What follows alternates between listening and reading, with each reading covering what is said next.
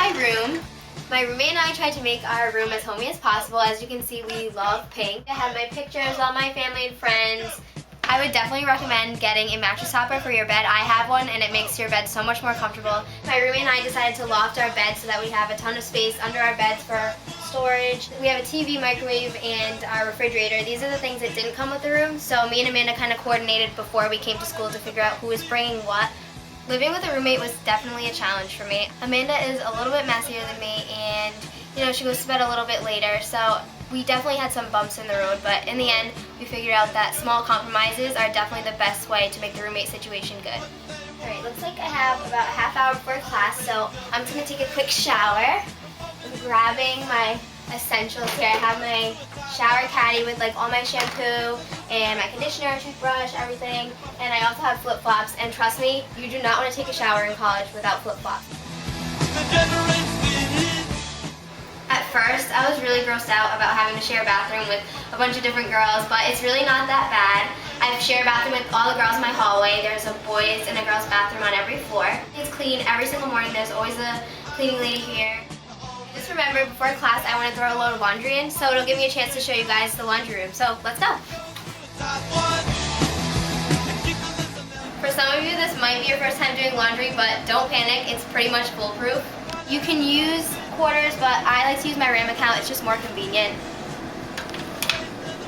Alright, so my laundry is all set. I'm going to run to class, but remind me to come get my clothes after because I always forget and then my clothes get all musty and gross. So this is the dreaded walk up the hill. You guys are all going to have super calf muscles by the end of your freshman year because I definitely do. I usually like to take my time walking to classes like a way to clear my head and figure out everything I need to do. I also have a presentation to do today, which I'm kind of nervous about. I'll probably grab lunch with my friends and then get some studying done later. Oh, my mom is already texting me. It's only 10 o'clock. Something I struggled with when I came to college was my mom and I are really close, but I really wanted to kind of be independent and figure it all out. And it was hard because I had to find a balance between being able to talk to my mom as much as I wanted to and my dad, but also be at school and make friends. So honestly, it was pretty easy once I got the hang of it, but it is something that a lot of people struggle with. The class I'm going to is a really big lecture. There's like probably about 230 kids in it. I was concerned about big lectures. I would get lost because I came from a really small school, but it's really easy actually to like establish a relationship with your professor. They have office hours, so you can just like stop by their office, say hi, just introduce yourself, let them know that you're one of their students so they know you, and if you have any questions, they're really approachable.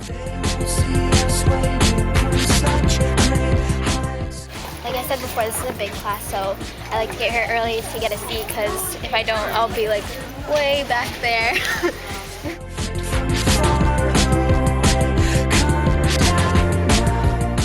So I just got out of class and I'm starving, so I'm gonna go to Hope and meet some friends for lunch. Before you enter the dining hall, you have to swipe in using your card, so I'm gonna do that.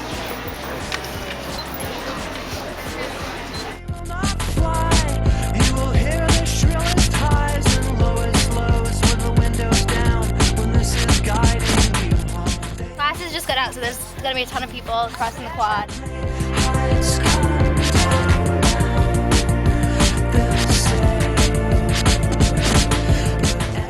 We're going to Lippett Hall right now because I have a presentation to do. This is for my honors class. It's called Lost in the Lives of Children and Adolescents. It kind of sounds kind of gloomy, but it's really interesting. It's a really small class, it's like 20 people. It's more discussion based, which is cool. I'm looking over my presentation and kind of doing some last minute just like touch up things. This presentation's with a partner, so kind of just waiting for her. Working with a partner can be a good thing and a bad thing. You get to split the work, you don't have to do as much research. At times it can be a challenge too because coordinating when you're going to meet, who's going to do what. In this case, I worked well with my partner, so it was good. I mean, it was hard to meet sometimes because we're both really busy, but otherwise it can be a really good learning experience.